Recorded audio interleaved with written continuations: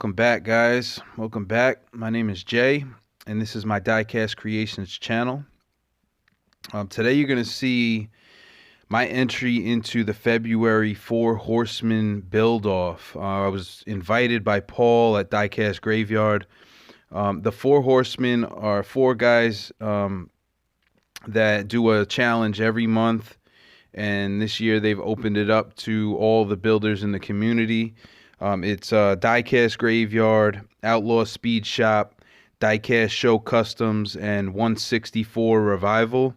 I'll link all their channels down in the description so you can go and support those guys and check them out. They do excellent work. And some of the guys that I watched before I even started. So this month's challenge was the Mod Rod. And as you can see here, this is the car we started off with. They decided to make this challenge, turn it into a convertible. So it was definitely a challenge, and I only started 3 days ago. So this was a rushed build. So anyway, this is the car as it's coming into the shop. We found it, brought it out of the box, and put it on the table. And it was basically 1, 2, 3, gotta go. You know. So I started looking at it, and I don't know. I had mixed feelings about this car from the beginning. It kind of looks like a cyberpunk kind of shell on the top.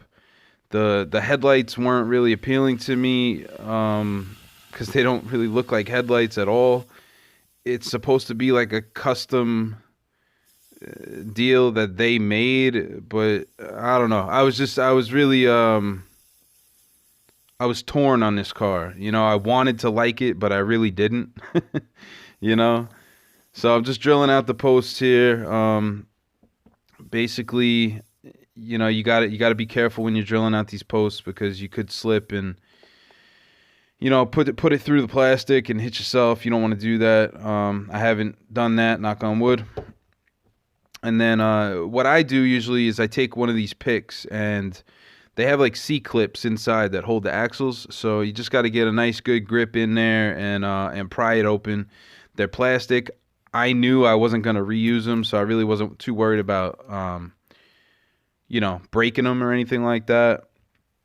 And later on, you'll see we end up cutting them out anyway. But the wheels on this car were really bad. They're just generic Hot Wheels wheels, and they had to go. They had to go immediately. The other thing I didn't really like was the straight 6 motor that they put in this thing. For one, it's got 2 exhaust pipes, and it's not supposed to. So that was a no-go. And then I didn't like the intake that they had sticking out the top. So I had to get rid of it. So I had this Baby Boomer, what is it? It's a diaper dragger. And it's got this cool-looking dragster motor on it. But it's not really a full-blown dragster motor because the blower is very short. So I was mixed on it. I didn't know if I should try to find a blower and throw it on there. And then it hit me like, all right, let's make this thing a hot rod, but like a now kind of hot rod with fuel injection. So, you know, that's basically what I went for. I cut the top off with a Dremel. And then as you see, I end up cutting the motor out, and we put this other motor in there, and it didn't fit on the base, so I had to take the Dremel and a pair of sprue snips and get rid of the center, the outside of that front piece there where those flares came out of the base. And I didn't like the flares in the beginning anyway, so I got rid of them.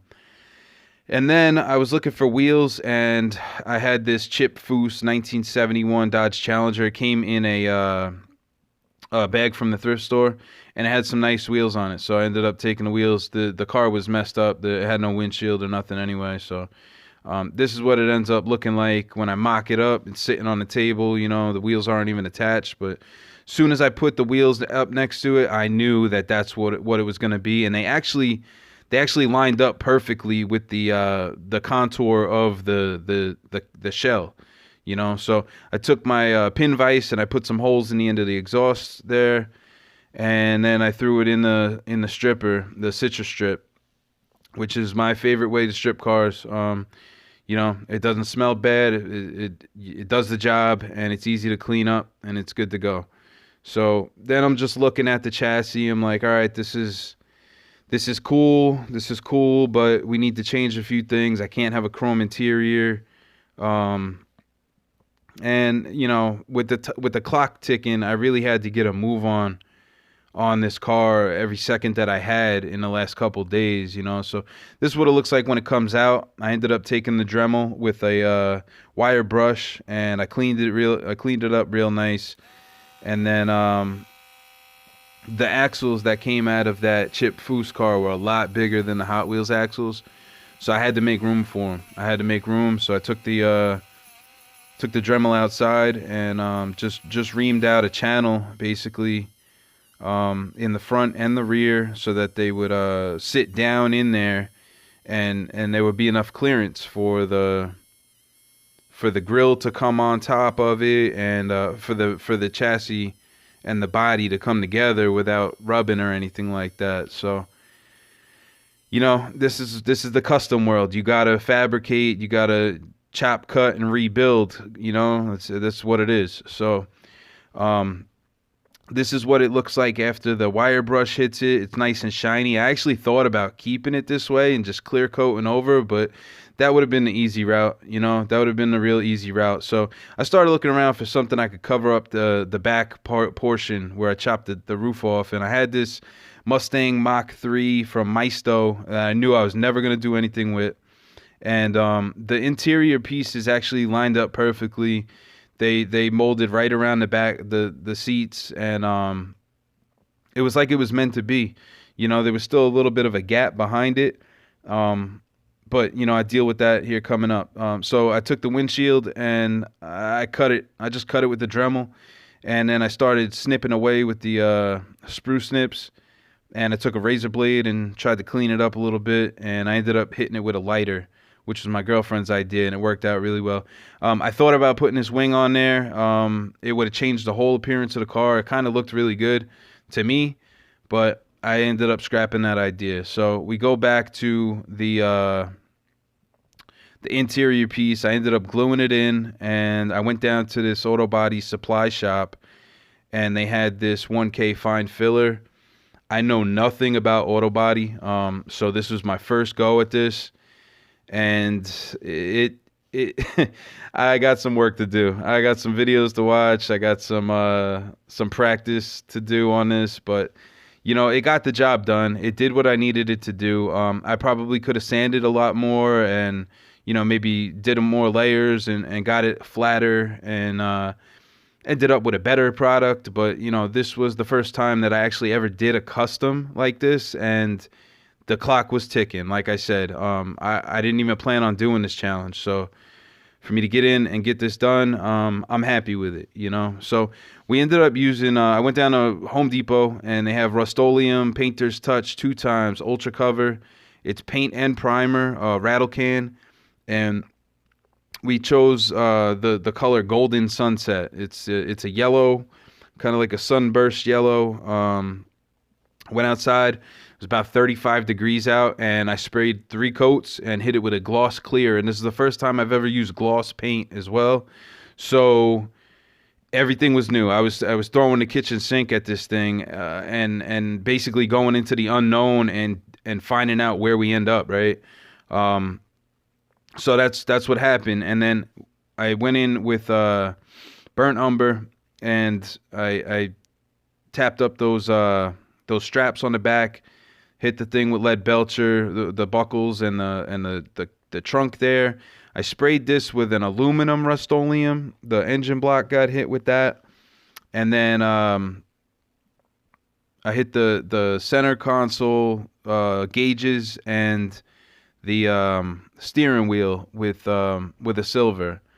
I believe it's gunmetal from Vallejo. So it's basically what happened there. So now I'm putting it back together, mocking it up. I'm like, all right, this looks good, but it needs something else. It just looks too plain, and I didn't really like how the back section looked completely. So I wanted to do some details that would maybe draw your eye away from the things that I might not have did perfectly, right? So I took a Sharpie ultra fine point, and I went around the door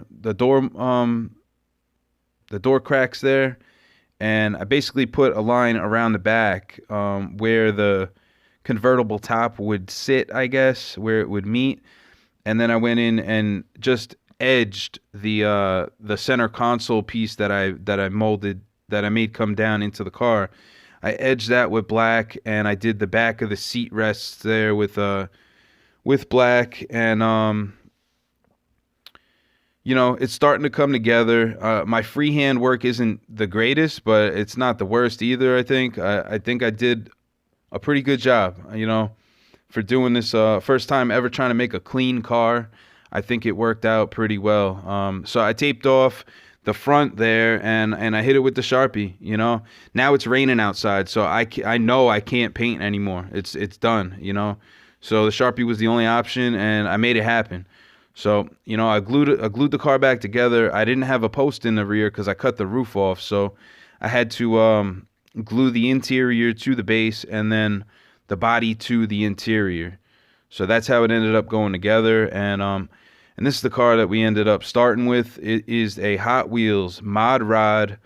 I don't hate the color or the tampos. I don't like the way the car looks.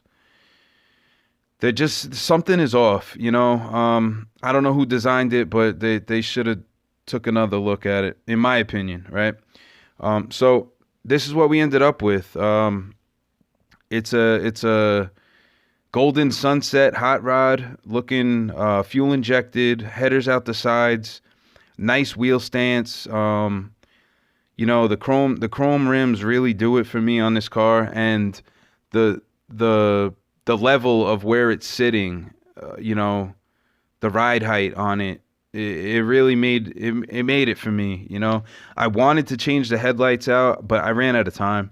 It just, when you're trying to do a custom like this in 3 days, and you have life going on too, you can't just sit down and work for, 36, 48 hours at a time.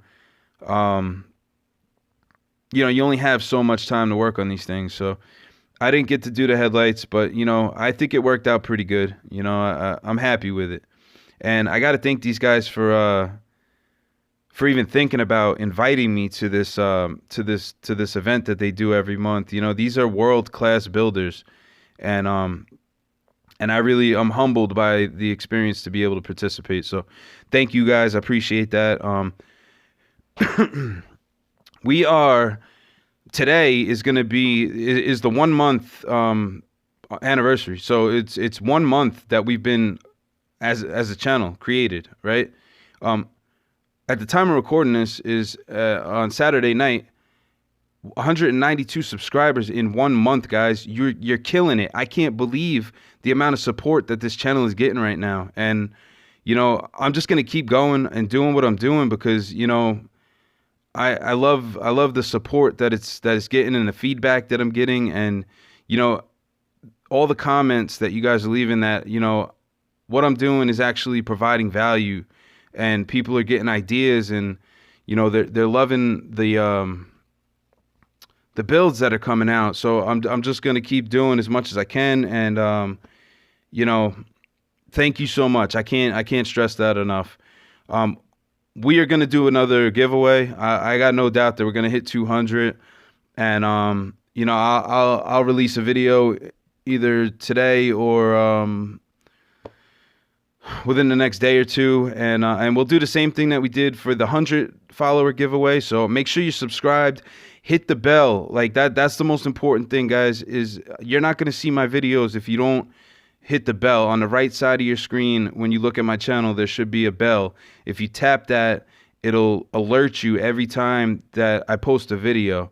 If you don't do that, I'm a small channel, and it just gets buried. You won't even know that it came up. So if you want to be eligible for the giveaway, make sure that you hit the bell and you see when it comes up, and we'll do the same thing that we did with the last one, where I'll give you guys a couple options on a car, and we'll do a voting session for couple days or so, because we're going to be at 200, right? So I'm not going to draw it out too long. I'll do it for a couple days, and then we'll get the car picked, get it going, and that's that. So thanks a lot, guys. I appreciate it. Have a good day.